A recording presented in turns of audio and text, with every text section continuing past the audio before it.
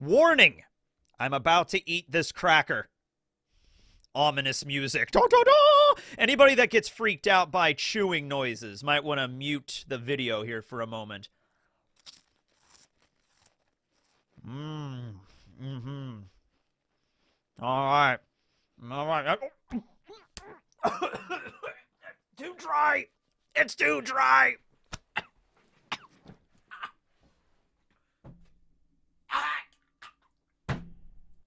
I'm good. All right. Now we're talking, ladies and gentlemen, all right? Crackers, biscuit fruit. This is where it gets fun because, you know, we've been talking a lot about food-themed devil fruits as of late in the Charlotte family, and they kind of lack an originality, you know? They kind of blend together after a while. Sparrow can control candy, so he makes a bunch of weapons out of candy. Galette can control butter. She makes things out of butter. Opera can control creams out of cream. You know what I mean? Okay. Cracker, I'll hand it to the man. He has an awesome level of drip, and he has some personality with it, for God's sake, okay? He doesn't just be like, I am now making a sword out of biscuits.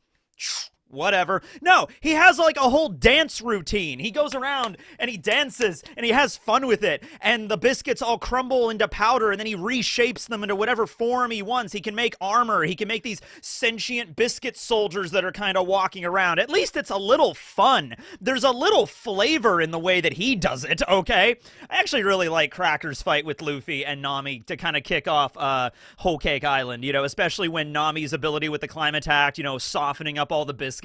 And that kicks off a running gag throughout the entire arc where Luffy has to eat his way through like every battle to the point where Luffy is even getting kind of sick of it. By the time he gets to fighting Katakuri, he's like, I don't even like mochi. This sucks. Can I fight one person on this island without having to eat a bunch of food in order to defeat them? This is getting ridiculous. When Luffy is getting tired of eating, you know this is getting... There's too many of these devil fruits, right? But man, I made a video about Cracker a few years ago. I remember I had to learn that Magic Pocket song in Japanese. I think I can kind of remember some of it. It's like, Pocket tono naka ni wa biscuit toga hitotsu. Pocket tono tatakuto biscuit toga futatsu. Something like that. I probably messed it up. But yeah, so his ability is based off of this Japanese like children's song where you have like a magic pocket and then you like tap the pocket and it multiplies whatever's inside of it. So you have like one biscuit and then it multiplies into 2 biscuits and then 3 and then 4 and it's, oh my goodness, I would love to have such a magic pocket as this, right? So he has the ability to control biscuits. In Japan and in a lot of parts of the world, biscuits are what we would refer to as in the United States as a cracker. So here's like some Ritz crackers, no sponsors, but you know, here you go here. And we also have some jam. He also, by extension, has the jam fruit. He can manipulate jam as well from what we've seen with the biscuit soldiers he has walking around. So it's anything, it's the concept of a biscuit. Anything that can go on a biscuit. You know, you have jam and jelly and I guess maybe butter, so maybe going into Galette's territory a little bit.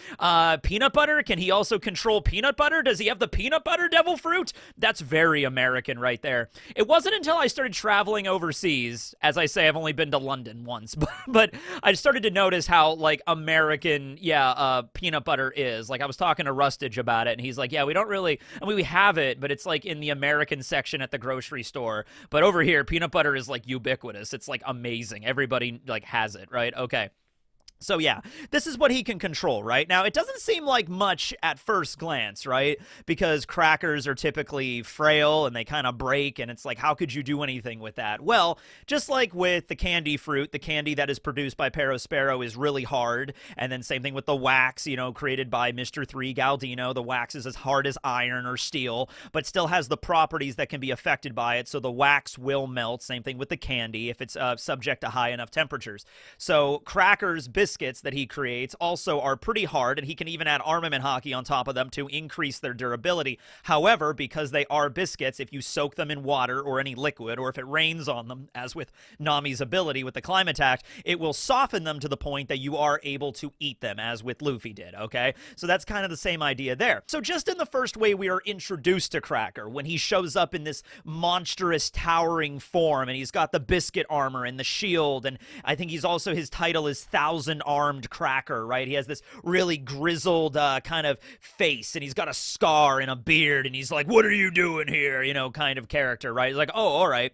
And then Luffy's fighting him and then breaks him at one point. Luffy has to go into Gear 4th in order to break through the Biscuit Soldier, the outer shell of his armor, which is already, because Gear 4th, remember, was just kind of introduced in the manga like a few arcs ago. Like, this was Luffy's ace in the hole to defeat Doflamingo. Even then, he struggled a little bit. Then we had Zoe, and then we lead right into Whole Cake Island, and pretty much one of the first major battles Luffy has on Whole Cake, he has to go Gear 4th to break through this armor. So he does, but then Cracker jumps out and almost lops Luffy's damn arm off with his sword. And Luffy had Gear 4th on. He had hockey and everything, and so Pretzel, which is the name of Cracker's sword, almost like sliced right through him. It really hurt Luffy, right? So then you get to see Cracker's design, and my God, I love this man's outfit, okay? Like, the little cracker plates he keeps attached to his belt, the fact that he has, like, his hair is like firecrackers, so there's, like, sparklers, his hair is constantly sparking. It's like, that's funny. I don't know. It's just like Oda had fun designing this guy, and it's cool, and it sucks that he's not really in the rest of the arc. Luffy KOs him, and then we don't even see him again after that. We don't even see him, like, recovering in the hospital. I always thought it would be a really funny scene when we see the infirmary after Reiju gets shot by Pudding, and she had her memories messed up and everything like that. I thought it would be really funny just to pan over in the hospital and see Cracker in, like, a full-body cast. It's like, he has to, like, drink things out of a straw. That would be really funny, right?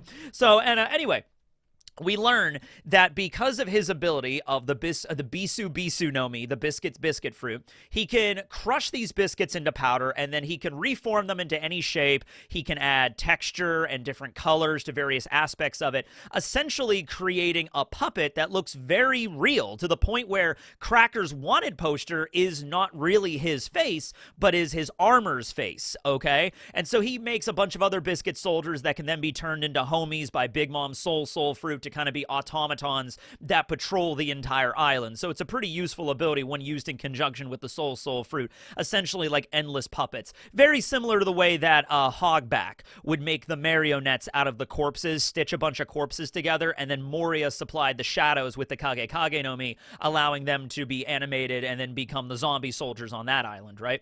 So we have Crush Biscuit. That's the name of the technique where he molds things together. But we also have Biscuit Hay, Biscuit Soldier. It's just, now, this is where it gets insane, because in this battle, Cracker just goes off of his rocker, basically, and he just, like, and he's just, like, clapping, and then, like, every time he claps, a new biscuit soldier is being formed in the background in this cloud of biscuit dust, okay? So he just makes, like, 1, 2, 3, 4, 5, 6, 7, like, he's just making an endless army of these things to attack Luffy. And to the point where Nami was even questioning, like, can he just make an infinite number of soldiers? There doesn't seem to be an end to this. And Luffy's like, well, he's got to run out of stamina at some point. The biscuit soldiers might be infinite, but eventually he's going to run out of stamina with his devil fruit power. Meanwhile, Cracker's like, you know, just like more and more soldiers, and Luffy has to use like Kong organ gun in order to like defeat them in Gear 4th and everything like that. All the while, Nami is using her rain clouds to make the biscuits soft so Luffy can eat and regain energy and then go back into Gear 4th. So it's like this perpetual motion machine where Cracker is supplying the food, Nami is softening it, Luffy's eating it, using the Gear 4th to break the soldiers. Cracker makes more, Nami has to soften them, and this is just, this entire thing goes on like all night. This goes on for like 8 fucking hours, where Cracker and Nami and Luffy are stuck in this like deadlock kind of thing. Oh, dude. So, he has another technique, his only last name technique. He has another one that's anime only. We'll get to that in a moment. Hard Biscuit. So this is basically, I mean, it's not really all that complicated. He just takes his biscuits, hardens them up with armament hockey, especially the shields, and he can, like, run into an opponent, knock them down, or block an attack or something like that. But, dude, like, this guy's a sweet commander, and he has a pretty high bounty. What was Cracker's bounty again? Let's just double check on that. I think it was somewhere around 800 million. 860 million. So that's very impressive at this point. He's not hitting the billion level yet, but at this point, like, the only person we knew with a bounty of billion was Jack at this point. So he's not quite at Jack's level, but he's getting there. Actually, you know what? Cracker versus Jack. Cracker Jack? I would say Cracker would win. Cracker just has way more versatility than Jack's does. Jack's strategy is like, I'm going to turn into a mammoth and I'm going to step on you. All right, like let's assume that Jack in his mammoth form, could just stomp on a biscuit soldier and that can destroy it. Dude, Cracker could just be like, ha ha ha, and then send like 10 of them over there. And then while Jack is busy crushing the ones in front of him, like 7 more sneak up and like stab him in his mammoth ass. There you go. I think Cracker could bring down Jack, is what I'm saying, okay? But yeah, because of his status as one of the Sweet Commanders and his high bounty, dude has some pretty decent stamina. He does lack in the pain tolerance department, and he even kind of mentions this to Luffy as his one weakness. He's like, listen, I get hurt even when I have to get a shot, so I really hate pain. That's why I hide in these like double, triple, quadruple layered biscuit soldiers. But still, that doesn't mean he's not strong. Same thing with Blackbeard, kind of a thing. Blackbeard has a really low pain tolerance because of the Yami Yami No Mi. That doesn't mean he doesn't have bad endurance. It just means that he gets hit, he's going to feel it really bad. Same thing with Cracker, right? But then again, Cracker was able to go up against Luffy for an entire night, and it wasn't until the very, very end of the battle when Cracker finally tried to stab Luffy and he went into Tank Man. He got absorbed into Luffy's fat, and then he got blasted off in the cannon. That's finally when Cracker was defeated. He lasted all night without taking a solid hit from Luffy in Gear 4th. That's pretty damn impressive, I would say. That just goes to show just how many of these damn soldiers he could make, all right? Now, on top of just the biscuits, as I said earlier, he also can control some other substances. So I don't know if this is a product of his devil fruit or something else he does. It seems to be a product of his devil fruit, where when Luffy struck the biscuit armor, it seemed like it was coughing up blood. And so Luffy assumed like he was a real person because he was bleeding, right? Cracker comes out and reveals, oh, that wasn't actually blood. That was jam, or that was jelly that, was smeared on the crackers to make it look like he was bleeding, right?